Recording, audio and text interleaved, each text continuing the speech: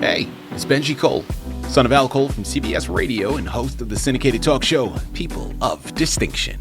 The talk that gives you an in-depth view of some of the most dynamic, intelligent, and successful people on the planet. Run to our website, alcoleenterprises.com for more info. Email me through benji@alcoleenterprises.com if you'd like to get involved with what we have going. And as always, please continue to like and follow our broadcasts. People of Distinction is internationally syndicated solely due to the love and support that you all continue to give. We're available across all major distributors, and as long as you keep following, we're going to continue to put out the content. Now sit back and strap in, because on the line with us today, we have the impressive America. Now, we're going to be discussing an amazing book. Okay, people, trust me when I tell you, I hope you're sitting down for this one. Okay, it is a memoir, it is a journal, and understand that the names have been changed. Certain things have been altered to protect identities, but this is one you need to add to your shelf. It's entitled My American Terrorists, Homegrown Family Terrorists. Does she escape? Now, it's Amazon, it's Barnes & Noble, it's a lot of other places. Make sure to check out the publishing company, authorreputationpress.com, to get the latest version. And I quickly want to point out the fact that she was brought to us by that same publishing company, okay? So for writers out there listening in, if you've gone through your process creating your masterpiece and now you find yourself in a peculiar position, okay? You find yourself at a fork in the road because, well, you wrote the book, but you need some assistance moving it. Well, head on over to authorreputationpress.com and gather all the ways that their fantastic team is going to help you do just that. And listen, it is an absolute pleasure to have America here on the line. And people, my goodness, this is going to have you at the edge of your seat. All right. Now, I just want to, first and foremost, just that title, it's going to stop you in your tracks, man. It made me think when my team and I were doing research and preparation for the discussion, what if the greatest threat wasn't across the border as we've so often been told, but actually they're across from your dinner table, right? And listen, America's here with an explosive memoir. All right, this is something that if we didn't have her here on the line to discuss, many of you probably wouldn't believe it to be fact. Well, I got news for you, man. It is. And so many of us are going to look at what she says and we're going to be like, yeah, this is actually not a surprise to me. This is something I've always speculated. For a lot of others who, for lack of a better term, have been living under a rock, maybe protected to a certain degree. Maybe these are things you've heard of, but you just wanted to turn the other cheek. You refused to believe it. Get ready to open your eyes. Get ready to wake up. There are going to be stark contrasts to what we see happening today. And understand, we're going to learn from her journey, but when you read in between the lines, there's going to be a lot of hope and wisdom that you're going to be able to take and implement into yours. Sit back and strap in. Here we go. America, first and foremost, welcome to the network and thank you for being a guest. How are you doing today? I am doing great, Benji. Thank you so much for having me on. I appreciate it. Likewise. Listen, thank you so much for joining us. It was a no-brainer when the opportunity presented itself to have you as a guest. We jumped at it, okay? I think, your story is incredible. But as I mentioned to you in the pre-screening call, the stark contrasts that we see between what your book is about, what it represents, and then what we currently see happening. There are so many people that look at this current day and age here in America, and they look at it and they're like, man, you keep telling me about these terrorists from across the seas. You keep telling me about these terrorists from across the border. But I tell you, the only people that are actually terrorizing me every single day are the ones that live right next door. And that, I think, is astounding. And what a great eye opener. So we're looking forward to it. America, let's jump right in. I have a lot of questions, but it doesn't seem fair to go into any of them before we learn more about your book. So let's start there. Tell us more about it. The book was written to help victims of domestic violence, but it also is written so that I would have a voice to tell people what's wrong, why people in this country are not sometimes willing to listen to a victim of domestic violence, sexual abuse. It's kind of like the hush-hush thing that nobody wants to talk about, but yet hopefully my voice, and I'm so proud of the U.S. gymnastics team who, look, they went from the U.S. Olympics to the police to the FBI and had to get to Congress before somebody would hear their voice. Now, as popular as they all were and everyone knew them, you can imagine what it's like to just be one little person in the neighborhood and this happens to you and you're like, nobody believes you, everybody's lying, and you feel hopeless, helpless. You feel like you are getting nowhere, and it is extremely upsetting that the very people who do have a voice sometimes get the worst of it. Yeah. Because not only did we receive the abuse, but now we're getting re-abused for actually talking about it. Listen, I know. You wouldn't think that would happen, but it does. you wouldn't think that would happen, and yet we know that it does. And I think that's a crucial component to all of this, America. And it's something that I want to touch up on. But before we go there, like you mentioned at the top, in terms of really journeying through this process and documenting these things for yourself, I want to go there now before we go anywhere else. And really, the inherent question here is inspiration, but I want to pose it in a way like, what was the specific moment, right, when you realized the emotional, the psychological warfare that you were experiencing, yes, was a form of terrorism, but you were able to utilize it almost as a way to empower you? Or maybe I'm misspeaking. Maybe it wasn't that. Talk to us about that moment where you knew you would not stay silent on this anymore and it needed to be exposed. It was 15 of my friends from high school were over at my condo after my divorce, and I was there by myself with them, and I was sort of telling them this and that and the things that had happened, and they couldn't believe it. Mm-hmm. They all just sat there like a deer in the headlights, and I'm trying to tell them, what's been happening, and they just can't believe it. They can't believe that somebody as nice and sweet and kind as me would have all of this turmoil. The Coalition for Domestic Violence called it a family war. And so it was one of my friends that night who said to me, wow, look at what you just said to all. You have to write a book. She challenged me. She said, I've never heard, like none of us had ever experienced anything like this or knew anybody that went through anything like this. And so I thought to myself, she just challenged me. So I took a class in how to write a book. I joined the St. Louis Writers Guild, who's, been in business for over 100 years. Tennessee Williams started it.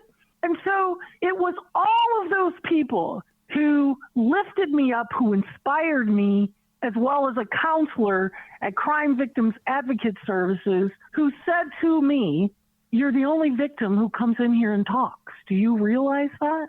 Most victims, I have to pull everything out of them, and it's just flowing out of you like a river. So I guess because of my personality, it's what gave me the courage to just tell the truth and say what's going on, because I couldn't believe it myself. And I thought, maybe God made me this person. Maybe God let this happen to me because I could be the person who could speak about it, who could write a book, who could journal. Because I will tell you this, journaling when you are a victim is very depressing. I'm sure. And so I did damage to myself. The years that it took me 7 years to write it. So I did damage to myself, not getting well quicker because I'm dealing with this daily, trying to write it all down, trying to get it to where I can tell the story. And then I helped victims for 10 years. So I kind of roll into the story, all of their experiences as well as their emotional turmoil, to say, here is the voice. America is speaking on behalf of all victims. Here's what you need to do to help people. America, listen, I love what you're saying. Thank you so much for taking it there. And I'm going to go back to something that you said earlier in that answer, which I think is incredibly poignant. You were talking about how, and forgive me because I can't remember the exact source. It might have been some type of news outlet, but you said that they categorized this event as family war, I believe is the term that you used. And yes, it was the Coalition for Domestic Violence in the national number that you call. Yeah. They called me one day and said, look, you've been through a family war, because not only was it my ex-husband, it was my family as well. And right. So how often does that happen? Not very often. And it was because something else was going on, and I haven't touched on it yet. We don't want to give away too much. No, we don't want to give away too much. There was something I know. There was something going on within my family that I was also voicing what happened. People, pick up copies, man. She said it. I'm going to say it again. We're only going to scratch the surface. You have to do your part and purchase the book. And trust me when I tell you, man, you want to pick up this book, okay?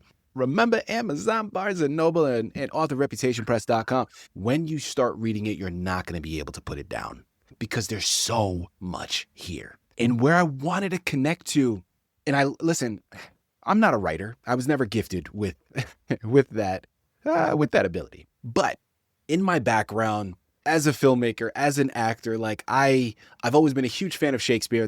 We're going completely off the rails now. But the reason why I bring that up is because there's such an appreciation for language with his text. And I say that to say, connecting it to your book, connecting it to your title, American Terrorists, connecting it to what that was categorized as family war, all of those terms, although I understand where they're coming from, it gets to a deeper point here. And specifically when we're talking about family war, because when I hear that, and I don't believe there was ever any malice meant by that or intended, but we do see, when we look at it from a macro perspective, we have, unfortunately, a tendency to blame victims in cases like this, but in so many others, right? Like we see it all the time, and we are seeing it happening right now, live in action with the most recent, I'm just going to call it what it is, the most recent murder by an ICE representative in Minneapolis, where the moment that happened, where this individual was shot and killed, people now coming out in front of the news, and they're calling her a terrorist. They're throwing every name in the book to try to discourage people to support that. And that is a tactic. Benji, do you want me to tell you why she was shot? Please. Listen, again, I didn't want to necessarily go there, but I'd love to have the discussion. Let's go. Benji. Let's go. I'm the analyzer. You know why she was shot? She mouthed off to the ICE agent. Oh, she mouthed off. Oh, and nothing makes the police angrier if you mouth off to them. And that's why she was shot. She was shot because I'm not going to say what she said, but she mouthed off. Yeah. And here's what I learned. I went up against 16 police officers in a precinct. Mm-hmm. And I went there to complain about something, and now they're telling me, they're putting me in an ambulance, and they're taking me to the mental ward. And I looked at all of them, and I said, if you want to continue the abuse of my ex-husband, let's go. Yeah. Don't argue with them, agree with them, and fight later. Don't. And that did happen. They took me away in an ambulance, put me in a mental ward, and I'm telling you, it was everything I could do. Even the people in this mental ward of this hospital come to me and say, the whole staff is saying there's nothing wrong with you. Right. I said, well, good. That's because there is nothing wrong with me. But guess what? Because they thought they were going to get sued, they came in and gave me medication anyway against my will, which they're not allowed to do. And so the whole thing, this whole war that I went through, I'm telling you, that girl got shot because she mouthed off to a police officer. Exactly. Listen, Renee Good is just one of the most recent examples, but there's so many that we can find. And it gets to a deeper understanding of how words are used to confuse situations. So like when you talk about family war, other things that are generally put in like toxic relationship, what's unfortunate about that? And when people categorize things that way is it almost implies shared responsibility. And that, man, that I hate. I hate that. But as we close out of this discussion, and it's almost an unfair question to ask because it's so broad, and depending on the circumstances, it's unique to the individual. But words of advice, words of wisdom that you can offer to those listening in right now that find themselves in a hopeless situation and they're looking for a way out, what can you say to them? Stick to your truthful voice. You will find people. It may take you a while. 19 counselors did not believe me. I finally found one who did, a crime victims counselor. And so all I can say is that if you believe in your truth, you will get there. The journey may be long. The journey may be harder than you ever wanted to experience anything, because all of us want to wake up every day and be happy. All of us want that happy, romantic life with a house and a picket fence and a bunch of kids and a dog and a cat and a swing set and all that good stuff. All of us do.